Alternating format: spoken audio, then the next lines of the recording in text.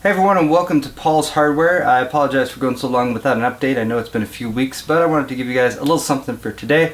And since it is December and Christmas is upon us, I thought I would show you guys a great gift idea. This is actually a gift right behind me that I'm going to be giving to some of my nieces and nephews. It's going to be their kids' computer for their family. So I thought I'd give you guys a walkthrough of the build and what's in there. It's actually a lot of sort of older hardware that I've sort of cobbled together to make a working, functional computer that they can get some use out of. So without further ado, let's take a look.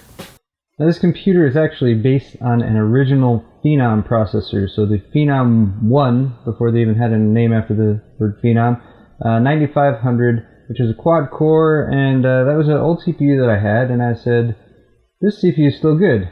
In fact, it's quite good. It's still quad core, it can still run most stuff, and I really just wanted to look and find the system to put it in. So to start off, I needed a motherboard because I did not have any AM2 or AM2 Plus motherboards around, and to that end I have, what's that? Oh, hey, this was one of my Black Friday deals. It's one of the few things I buy at Best Buy.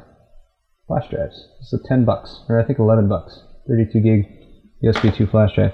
Anyway, the motherboard I found for this one is this one right here. This is the A785 GM-LE ASRock motherboard. It's actually smaller than Micro ATX. And give me just a moment to get the side panel off. We'll take a look inside. Isn't that an awesome mouse pad? Okay, anyway, I'm getting distracted. Alright, so I went ahead and booted it up. There we go, you can see it's up and running. Not necessarily the quietest build I've ever done. There's actually quite a few fans in this case. The case, by the way, since I didn't mention that at the beginning, is a Inwin BR665. It's a Micro ATX case. I wanted something a little bit smaller, a little bit more portable. But it's up and running, as you can see. So there's the board, the A785 GM-LE. And as you can see, it's actually a little bit smaller than a typical Micro ATX board. It's actually a little bit not quite as wide that way. So fits in there, nice. It gives you a nice tiny little build look. I was able to remove the cages that were up here at the front, so that gives a lot more space, some direct airflow, because there are two fans actually at the front here. Case has lots of stock fans, and unfortunately all of them have to plug pretty much straight into the power supply, which is why it's running a little bit louder. I was thinking about getting a fan controller.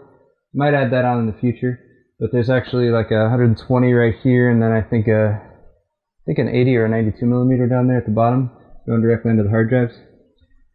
Okay, so cobbling together old hardware. First off, we have two older hard drives. These are SATA hard drives right there, but I got a 160 gig and a 250 gig right there. It's just so they could separate, at least have a little bit of backup and separate the operating system drive from the storage drive. Power supply here, this is my old power supply that I ran in my system for quite some time. Enermax Modu 82 Plus is one of their earlier 80 Plus bronze modular power supplies.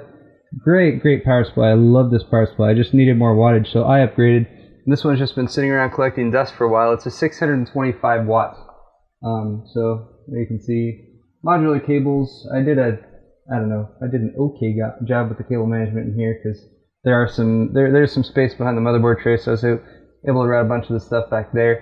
The motherboard, look, 6 serial ATA plus IDE.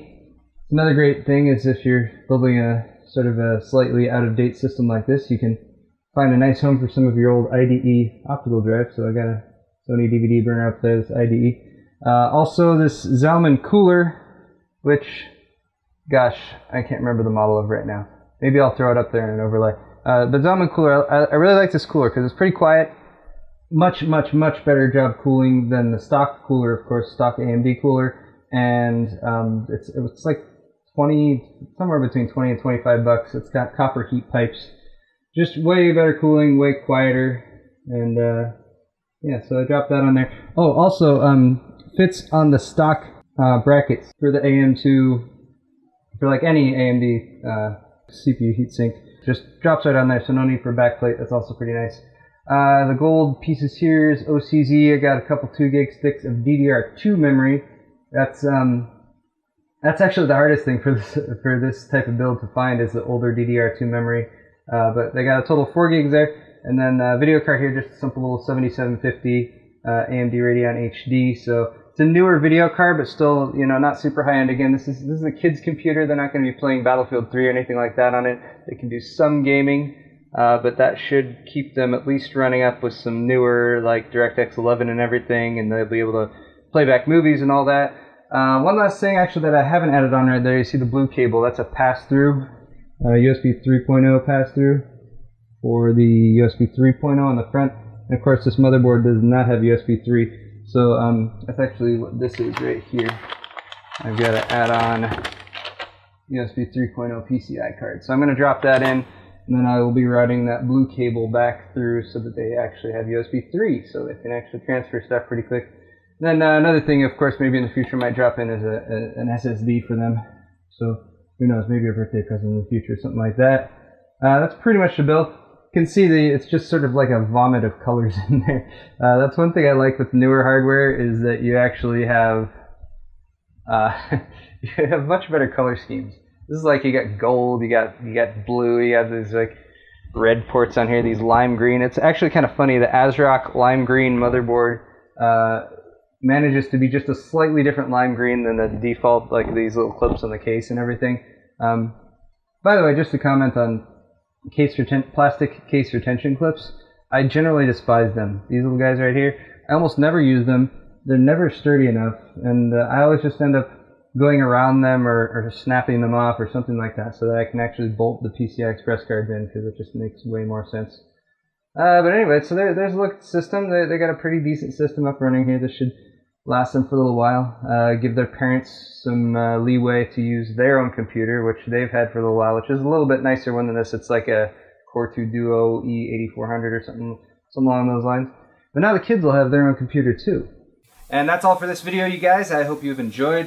Maybe a good idea for a last-minute gift idea if you guys have some old hardware lying around. What I did to fund this computer was I hit up some of my other family members who usually buy presents for my nieces and nephews, and I said, hey, everyone chip in a little bit to buy some of the parts that are needed. Other parts that I have on hand, we'll put it all together. We'll give them a computer. That way they can have a second computer for their home, because right now they're running on just one. I would love to hear you guys' feedback on this build, on this video, on the channel, on types of videos you guys would like to see, because I'm planning on contributing a lot more content to this channel in 2013 when things have cleared up a little bit and I have a little bit more time. I am Paul. You're watching Paul's Hardware. Please subscribe if you want to see more videos like this. You can follow me on Twitter. It's at Paul Hardware with no S. And see you later, guys. Have a Merry Christmas and a Happy New Year.